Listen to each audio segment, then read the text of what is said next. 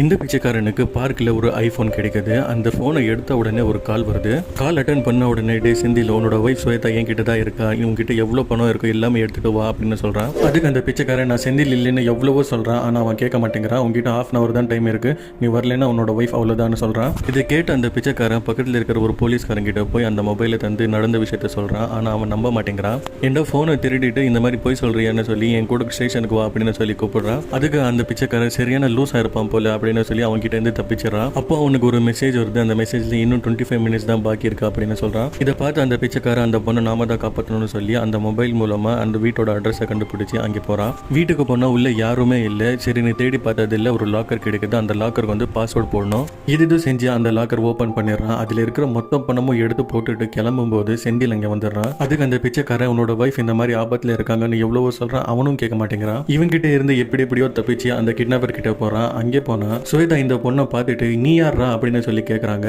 இவன் முதல்ல இருந்து எல்லாத்தையும் சொல்றான். அதுக்கப்புறம் தான் தெரிய வருது இது மொத்த பிளானுமே ஸ்வேதாவோடது தானே. புருஷனை ஏமாத்தி பாய் ஃப்ரெண்ட் கூட போயிடலாம் அப்படின்னு சொல்லி தான் இந்த பிளானை பண்ணியிருக்காங்க. அதுக்கப்புறம் என்ன பண்றாங்கன்னா இந்த பிச்சைக்காரனை கட்டி போட்டுட்டு மொத்த பணத்தை எடுத்துட்டு எம்டி பேக் மட்டும் வச்சுட்டு போயிடலாம், இவன் தான் திருடன்னு சொல்லி போலீஸ் வந்து அரெஸ்ட் பண்ணிருக்கோம் அப்படின்னு சொல்லி புது பிளான் போடுறாங்க. அந்த நேரத்தில் கரெக்டாக செந்தில் போலீஸை கூப்பிட்டுக்கிட்டு அங்கே வந்து நடந்தது எல்லாமே தெரிஞ்சு ஸ்வேதாவை அரெஸ்ட் பண்ண வச்சு